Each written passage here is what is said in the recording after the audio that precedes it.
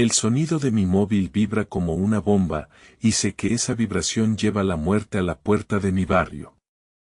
La noche se siente densa, el aire huele a polvo y a pólvora quemada, y las sirenas lejanas se mezclan con el eco de disparos apagados que parecen susurrar advertencias. Apenas logro respirar antes de que la voz del patrón, baja y urgente, atraviese el silencio con la claridad de un cuchillo. Mira, el barrio está rodeado, necesito que lo termines ahora o nos van a matar a todos. Cada palabra golpea mi pecho como una bala lenta, y en ese instante me convierto en el centro de una tormenta que no puedo detener. Soy Carlos, tengo 27 años y crecí entre los muros de la Candelaria, ese rincón de Medellín donde el sol apenas se cuela entre los edificios de ladrillo rojo. Hace 5 años, cuando la vida me ofreció una salida que no comprendí del todo, el patrón me reclutó. Desde entonces, mis pasos han resonado en callejones que se transforman en laberintos de miedo y lealtad. Nunca pensé que llegaría a este punto, donde la sangre de mis vecinos se vuelve la moneda de cambio por mi propia supervivencia. Ahora, la policía ha puesto barricadas alrededor del barrio, los helicópteros sobrevolan con luces que atraviesan la niebla, y los gritos de los niños que juegan en la calle se ahogan bajo el rugido de los motores. Los vecinos se asoman a sus ventanas, con los ojos llenos de temor, mientras la noche se vuelve una película sin guión. El patrón me ha dado una orden que no lleva vuelta atrás: eliminar a los informantes, quemar el taller donde lavan el dinero que alimenta a los hombres de la calle, y asegurarse de que nada quede detrás para que la fuerza pública no encuentre nada que investigar. Recuerdo la primera vez que recibí una orden así. Era un día de junio, el calor abrasaba cada rincón del barrio y la lluvia había dejado charcos que reflejaban luces de los faroles. El patrón me había llamado con la misma voz grave, y yo, tembloroso, había aceptado sin preguntar. Esa decisión marcó mi vida, me hizo perder a personas que jamás quise perder. Cada paso que doy ahora me recuerda ese momento, y el peso de la culpa se vuelve una cadena que aprieta mi pecho. Mientras avanzo, siento que el tiempo se vuelve una serpiente que se enrolla más y más, apretando cada vez con más fuerza. En el punto más crítico, cuando llego a la casa donde se ocultan los informantes, el sonido de los disparos se vuelve más cercano y la luz de los faroles parpadea como si la ciudad estuviera a punto de colapsar. Cada paso que doy es una lucha contra el miedo que me consume, contra la culpa que me persigue desde la primera noche en la que tomé la decisión de convertirme en sicario. El barrio parece contener su aliento, como si el mismo suelo esperara el desenlace de esta historia. Si esto te está abriendo los ojos, suscríbete y activa la campana. El sonido de la escopeta que se disparó a lo lejos me hizo detener el paso, como si el aire se hubiera vuelto más denso y la tierra bajo mis botas estuviera a punto de romperse. Miré al cielo y vi cómo los helicópteros giraban en círculos, sus luces rojas pintando la noche con destellos de advertencia. Cada latido de mi corazón resonaba como un tambor de guerra, y en mi mente se entrelazaban los recuerdos de los primeros disparos que había escuchado cuando apenas era un chico del barrio, cuando la violencia había sido un rumor lejano y ahora se había convertido en mi rutina diaria.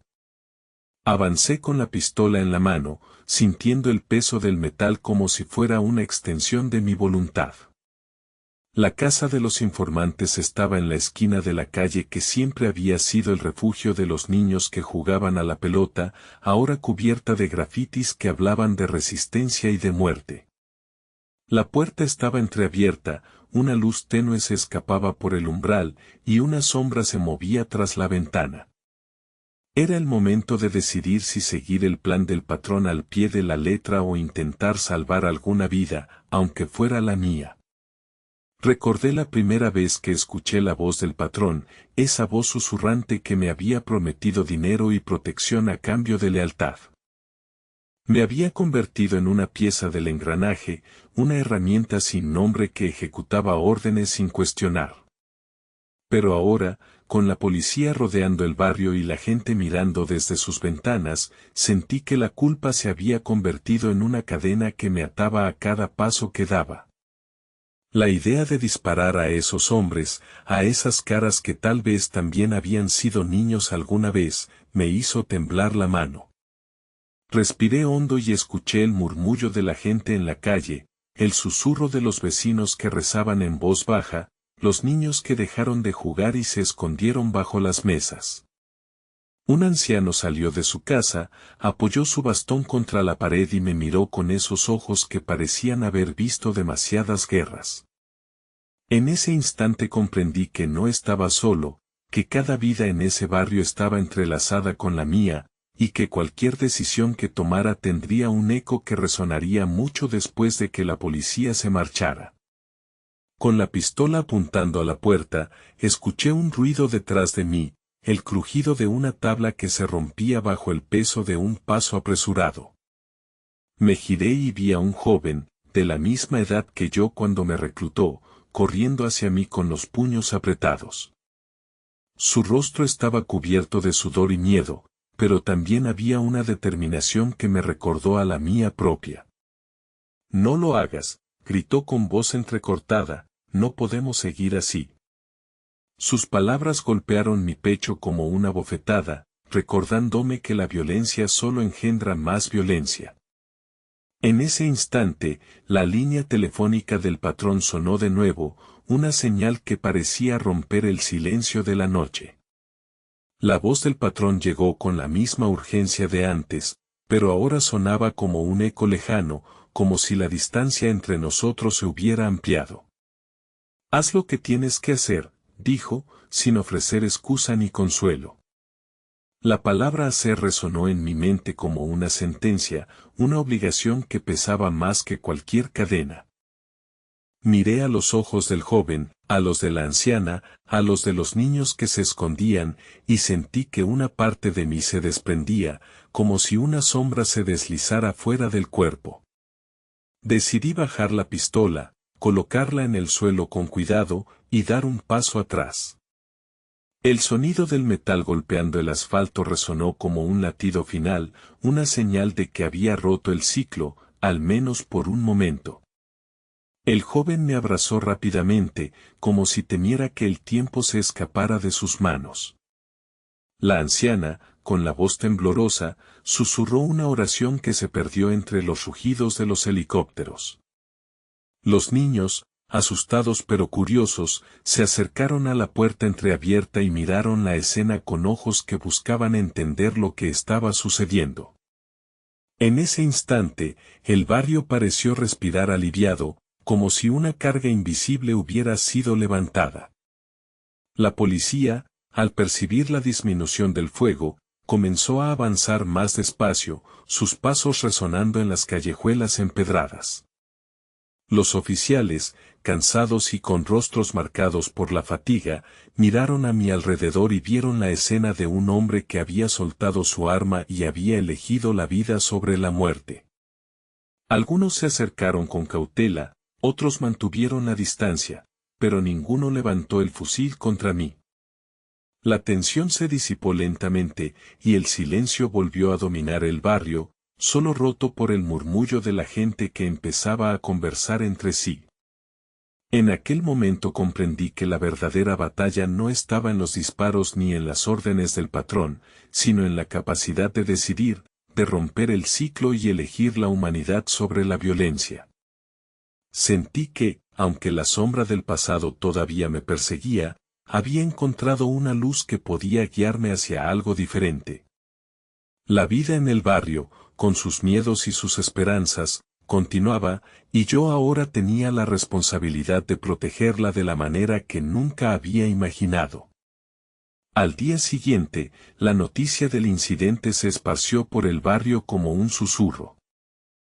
La gente hablaba de cómo un sicario había dejado su arma y había decidido no matar, cómo el patrón había perdido el control y cómo la policía había encontrado una oportunidad para negociar.